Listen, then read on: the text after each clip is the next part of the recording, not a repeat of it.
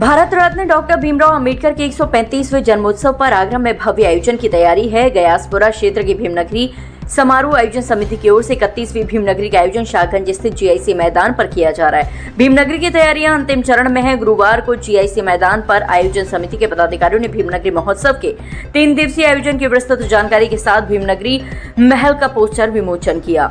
देखिए, भीमनगरी लगाने का हमारा उद्देश्य 1996 में शुरुआत करी। भीमनगरी लगाने का हमारा उद्देश्य था डॉक्टर अम्बेडकर अनुयायियों की एकता, बाबा साहब की आइडियोलॉजी को जन जन तक पहुंचाना। ये पहला एक ऐसा आयोजन है पूरे भारत में, अम्बेडकर अनुयायी 10 लाख लोग इकट्ठा होते हैं।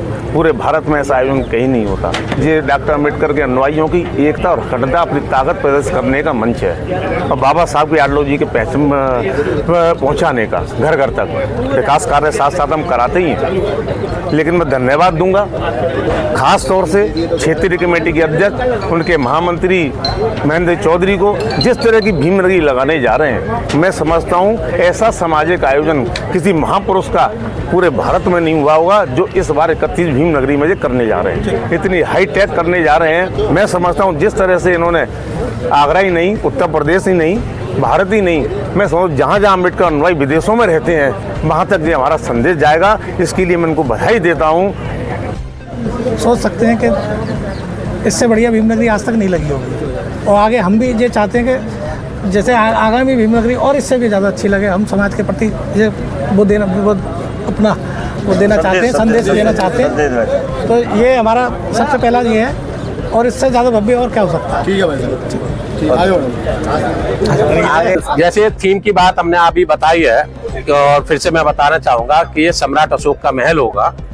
ये सम्राट अशोक का महल होगा जो कि 125 फीट ऊपर जाने के बाद में इस पर राष्ट्रीय फ्लैग फहराया जाएगा, वो कम से कम 15 फीट का। तो ये हमारा 140 फीट की हाइट तक जाएगा और इसकी चौड़ाई जो है वो 300 फीट है और बाकी के इस पे राष्ट्रीय झंडे के साथ ही साथ इसके नीचे हमारे पंचशील के झंडे रहेंगे और ये सम्राट अशोक का महल। 2026 की भीमनगरी आने वाली है, किस तरह का विशेष रूप रहेगा और क्या भव्य होगी इस बार? आप भव्य देख ही रहे हैं कि एक तो बहुत शानदार हमारे पास जगह है और बड़ी जगह है और इसका लुक जो आ रहा है बहुत अच्छा आ रहा है। और ये इसमें जो हमने जो टेंट का काम दिया, जिसको कारीगरी का काम दिया, जिसको इंजीनियरिंग का काम दिया है, वो बहुत अच्छी तरीके से कर रहा है। बहुत ज्यादा सुंदर और भव्य बनना है।